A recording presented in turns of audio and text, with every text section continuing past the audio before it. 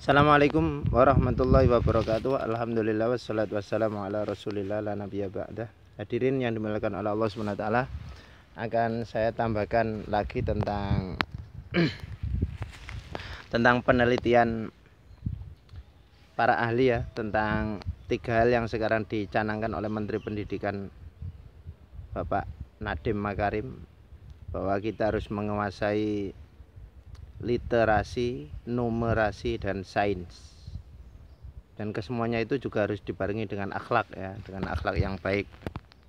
Jadi hasil penelitian dari PISA ini pada tahun 2019, jadi sekitar 2 tahun yang lalu, bahwa indeks prestasi Indonesia ini dari 77 negara, Indonesia ini peringkat 70. Ini dari literasi, dari membaca. Kemudian dari kemampuan numerasi atau matematik ini dari 77 kalau nggak salah, 77 negara.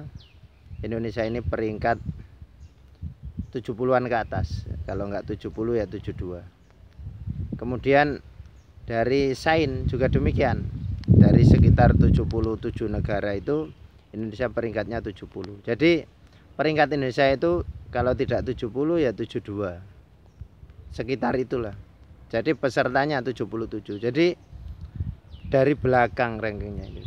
Makanya ini digalakkan bagaimana kita sebagai pelajar Indonesia, kalian atau kita semualah, bahwa kita harus punya semangat untuk membaca, literasi, kemudian numerasi, perhitungan, ini harus teliti dan cepat kalau menghitung, tepat juga.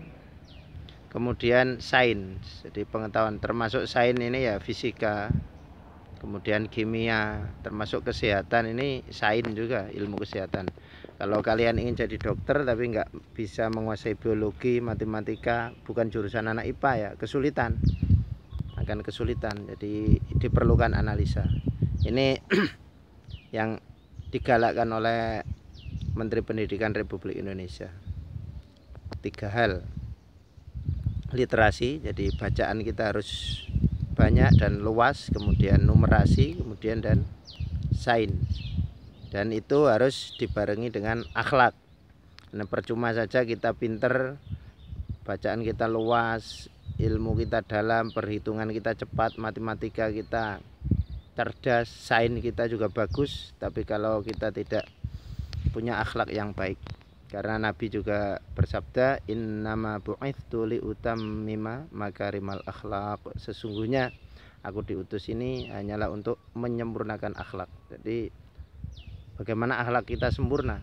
Liutammima makarimal akhlaq, akhlak yang baik, akhlakul karimah. Bagaimana sikap kita kepada binatang, bagaimana sikap kita kepada sesama. Kalau sikap kita kepada binatang aja sudah bagus, kita insya Allah akan baik kepada sesama, khususnya orang tua dan kepada guru. Ini akhlak kita harus baik, sopan, adab. Jadi bahkan ada yang mengatakan adab itu lebih didahulukan daripada ilmu. Jadi para santri-santri dulu sangat beradab, sangat memuliakan gurunya. Bahkan ada yang disuruh mengembala kambing, tidak diajari ilmu, mereka sangat patuh. Jadi Islam ini sangat mengajari adab-adab seperti itu. Sampai masuk ke kamar kecil pakai kaki kiri, kita tidak boleh kencing di lubangnya semut atau lubang ular dan lain sebagainya. Ini sangat bagus ajaran-ajaran Islam ini kalau kita pelajari dengan baik. Adab ini bagaimana kalian para murid ini punya akhlak yang baik, sopan.